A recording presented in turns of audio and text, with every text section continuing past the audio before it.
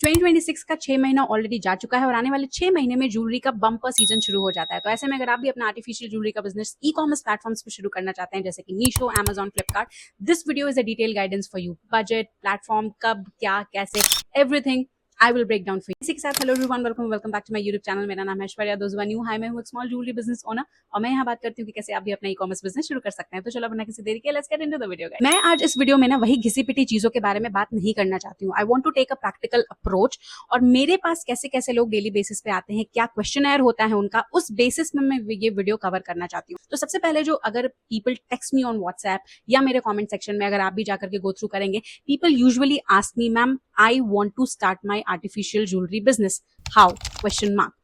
इस हाउ का सबसे पहला स्टेप जो है ना वो ये है कि यू हैव टू नो कि क्या क्या कौन कौन से ऐसे क्राइटेरिया हैं, ऐसे डॉक्यूमेंट्स हैं जो आपको लगेंगे ई कॉमर्स प्लेटफॉर्म पे अपना आर्टिफिशियल ज्वेलरी बिजनेस शुरू करने के लिए। अगर आप अपना वेबसाइट शुरू कर रहे हो या इंस्टाग्राम पे शुरू कर रहे हो तो वहां पे कुछ चीजें मैंडेटरी नहीं होती हैं, लेकिन अगर आप अपना ई कॉमर्स बिजनेस शुरू कर रहे हो तो वहां पे सबसे पहली चीज की जो रिक्वायरमेंट होती है that is GST, goods and services tax का एक पेपर सर्टिफाइड रजिस्ट्रेशन आपकी कंपनी की होनी बहुत जरूरी है। You will be eligible to do business और run a business on any e commerce platform. तो सबसे पहली बात तो इस चीज की आपको क्लैरिटी मिल जानी चाहिए, ये होता है पहला स्टेप।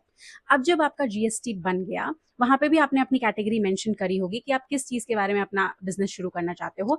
एंड ऑफ कोर्स जब आप ई कॉमर्स प्लेटफॉर्म पे आते हो, मान लीजिए आपने मीशो पे, फ्लिपकार्ट पे, अमेजॉन पे, किसी पे भी ऑनबोर्डिंग की, अपना अकाउंट बनाया, उसके बाद जो नेक्स्ट स्टेप होता है वो होता है कि आपके पास इन्वेंट्री होनी चाहिए, physical inventory to sell your product. Inventory के लिए बहुत सारी चीजों को कंसिडर करना पड़ता है। जो सबसे पहला स्टेप जो कंसिडरेशन में हम ले सकते हैं इज जिस भी टाइम पे हम अपना बिजनेस शुरू कर रहे हैं उस टाइम के करंट ट्रेंड्स क्या है या कौन सा सीजन चल रहा है।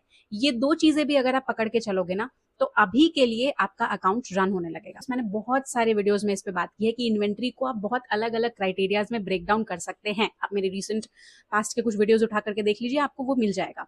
तो उस हिसाब से आप अपनी इन्वेंट्री को ब्रेक डाउन करिए। अदर देन दैट, जैसे कि मैंने वीडियो के शुरू में आपको बोला कि second half of the year जो होता है वो ज्वेलरी के लिए ही सीजन होता है, क्योंकि बहुत सारे फेस्टिवल्स बैक टू बैक होते हैं। दशहरा होता है, दिवाली होती है, ऑल ओवर इंडिया में कुछ ना कुछ सेलिब्रेट हो रहा होता है, स्टार्टिंग फ्रॉम रक्षाबंधन। तो आपको ये एक शीट पे लिखना है प्रॉपर कि कमिंग 6 मंथ्स में आप अपने बिजनेस के लिए किस टाइप की इन्वेंट्री रखोगे। ठीक है, अब क्योंकि today I am talking about only artificial jewellery business, तो मैं उसी के बारे में उसी का एग्जांपल आपको देती हूँ। लेट्स सपोज आप जो है अभी इस मंथ में अपना बिजनेस शुरू कर रहे हो, ठीक है, और आपको जो है अभी कौन सा मंथ चल रहा है, जुलाई चल रहा है, अगस्त में सबसे पहले जो आएगा वो रक्षाबंधन आएगा। अब रक्षाबंधन से लेकर के till the end of December, जब तक वेडिंग सीजन चलते रहेगा, आपको किस टाइप की इन्वेंट्री अपने पास रखने की नीड होगी। क्या वो हेवी कुंदन वाले झुमके होंगे, क्या वो एंटी टार्निश ज्वेलरी होगी, क्या गिफ्टिंग पर्पस के लिए लोग लाइट वेट ज्वेलरी प्रेफर करेंगे, वट एवर इट इज, जो भी है आपको एक इन्वेंट्री का शीट बनाना पड़ेगा। सी सोर्सिंग नेक्स्ट पार्ट होता है जिसके लिए आप पहले से ही घबरा जाते हो ना, कहाँ से सोर्स करेंगे, कहाँ से सोर्स करेंगे। पहले आपको पता होना चाहिए कि मार्केट में क्या चल रहा है और आप क्या चला सकते हो। अब जो नेक्स्ट स्टेप होता है इन्वेंट्री को लेकर के वो होता है सोर्सिंग। सोर्स कहाँ से करें, कहाँ से हम ज्वेलरी उठा करके लाएं और ऐसे सेल करें। तो उसके लिए सबसे पहले मैं आपको प्रेफर करूंगी, लेट्स सपोज एग्जांपल लेते हैं कि मैंने डिसाइड किया कि मुझे बैंगल्स सेल करना है, क्योंकि मुझे लगता है कमिंग मंथ्स में लोग बैंगल्स ज्यादा खरीदेंगे because of the wedding season, because of the festival. अब आपने डिसाइड कर लिया कि आपको अभी बैंगल्स से शुरू करना है, you have to sell bangles. ठीक है, ये हो गई आपकी कैटेगरी जिसमें आप सेल करोगे। वर्टिकल आपका ज्वेलरी था, अब सब कैटेगरी हो गई आपकी, क्या बैंगल सेल करो। अब बात आती है कि बैंगल्स कहाँ से सोर्स करेंगे। तो सबसे पहले जब आप डिजिटलाइजेशन की बात करते हो ना, तो बहुत सारे लोग ऐसे यूजुअली स्क्रॉल करते रहेंगे और उनको बहुत सारी चीजें मिल जाएंगी, लेकिन जब बात अपने आप के ऊपर रिसर्च करने की आती है तो दे से कि हमको तो कुछ पता ही नहीं चल रहा है। ऐसा नहीं हो सकता।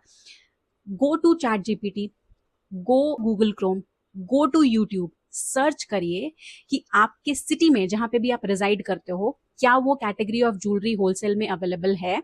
अगर होगी तो उस पर जरूर कोई ना कोई वीडियो आपको मिल जाएगी, नहीं होगी स्विच टू अनदर सिटी। अब आप सर्च करो कि कौन कौन से ऐसे फेमस सिटी है जहां पे ये मैन्युफैक्चर होती है, ये चीजें जहां पे मैन्युफैक्चरिंग होगी वहां पे होलसेलिंग जरूर होगी। अगर ये फिरोजाबाद में मैन्युफैक्चर हो रहा है तो वहां पे इसका होलसेल मार्केट जरूर हो रहा है, या कहीं से सोर्स भी हो रहा है तो सदर में ये जरूर अवेलेबल होगा।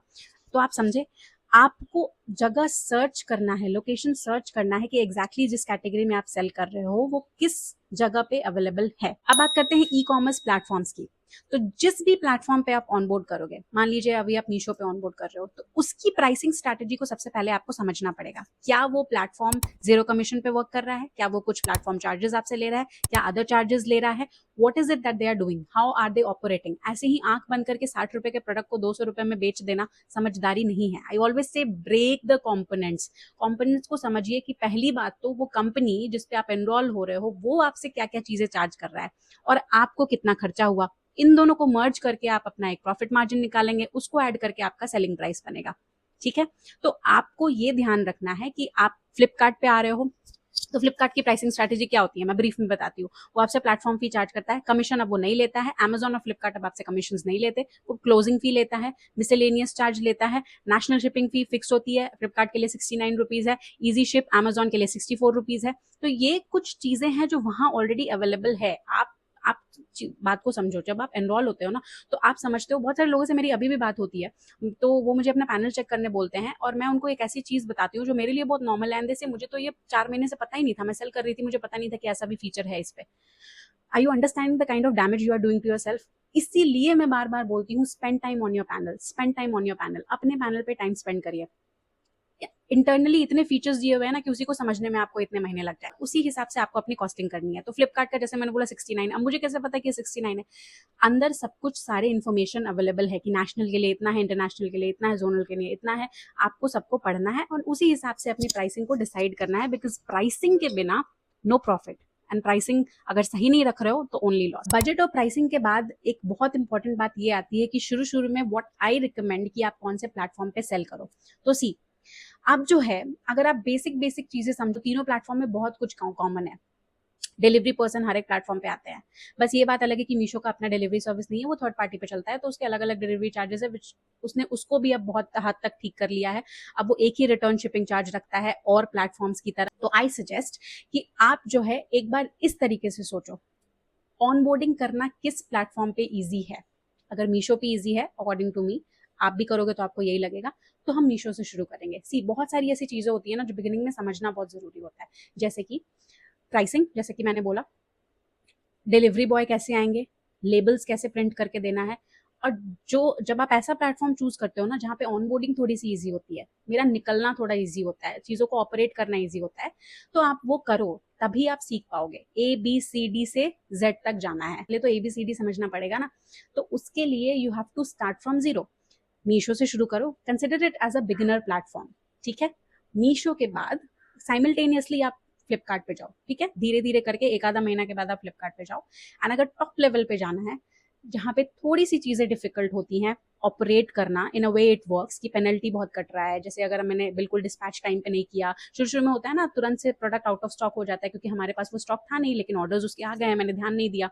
तो इस केस में मीशो आपसे कोई पेनल्टी नहीं काटेगा, लेकिन अमेजॉन काटेगा, 100% रेफरल फी काटेगा वो आपसे। इसीलिए मैं बोलती हूँ कि जब ऐसे आपके डिडक्शंस होने लगेंगे तो आप बहुत डिमोटिवेट हो जाओगे। तो या तो आप 100% समझ के तीनों प्लेटफॉर्म पे साथ चले जाओ, या तो बिगिनिंग के लिए मैं बोलती हूँ कि आप मीशो पे ऑपरेट करो। जब आपको चीजें समझ में आने लगेंगी, then you are ready to go for highest. And finally, मैं आपसे यही बोलूंगी कि this is the golden period to start your artificial jewellery business. Jewellery का सीजन आ रहा है, ज्वेलरी से रिलेटेड बहुत सारे फेस्टिवल्स आ, start with your jewellery business. And ultimately, जैसे जैसे मैंने आपको बताया, आप प्लेटफॉर्म्स को एक्सपैंड कर सकते हो, अपने ऑनबोर्डिंग कर सकते हो, and if you need any guidance, I am still here. तो इसी के साथ करते हैं वीडियो को एंड। आई होप आपको वीडियो इन्फॉर्मेटिव लगी हो, अगर लगी हो तो please do like, share, comment and subscribe to my channel, which is jewels of joy by Aishwarya. And until next time, bye bye you guys.